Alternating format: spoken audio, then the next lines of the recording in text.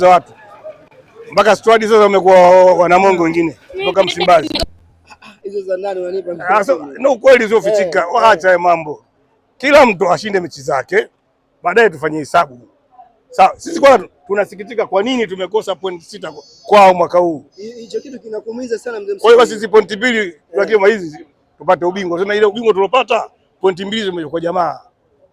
Lakini kubwa naomba wana Yanga tu leo kidogo mahudhurio yamelizisha. Waje kwa wingi viwanjani kushangilia timu yao.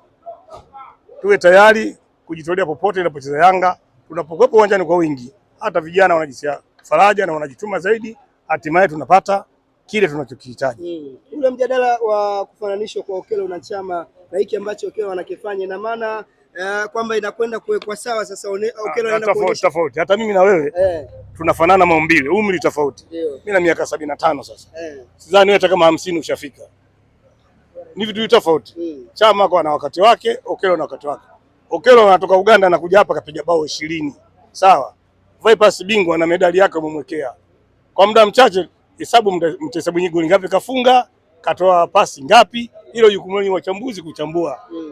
Huu ugumu wa mechi ambao mnakutana nao mzee Msumi ndio hiko ambacho wanakisema kuna watu wanacheza mechi zenu. Ugumu wa mechi kwa sababu wewe ukiwa beki wa timu pinzani, ukimzuia forward wa Yanga umetangaza jina.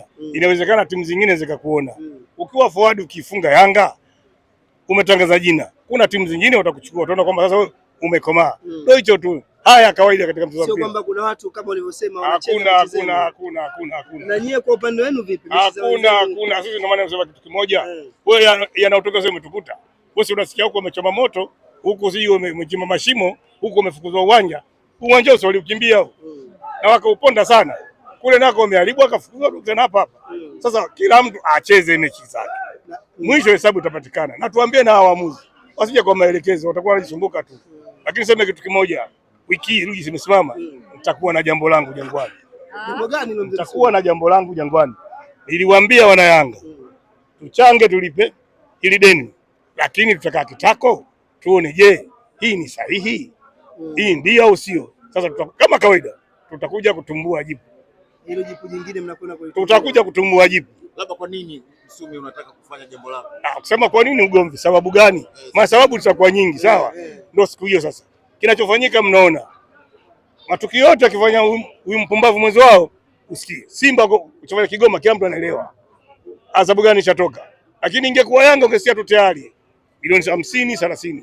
Sisi hatuogopi kulipa faini. Lakini tuko tayari kusema ukweli. Na tutasema ukweli sasa. Watanzania na sio Watanzania watajua. Kwa sababu kuna mesali moja, ukiona mtoto mdogo anakupiga kibao, jiandae kupigana na mkubwa mwenzio. Sasa tunataka siku hiyo tuje tumseme huyu mkubwa ujificha mgongoni. Kwenda shina la karanga utaonekana tu. Sio kama mmeanza kuingia na ubaridi mzee Msumi. Hatuna ubaridi tu kwambia sisi. Dereva siku zote akichoka basi iwe lori, basi ataogopa abiria atapiga kelele. Lakini lori atampa utingo sogeza. Sasa utingo jana umesogeza, mwene leseni yake kaka kwenye kiti safari iendelee. Shukrani sana. Shukrani, kazi njema.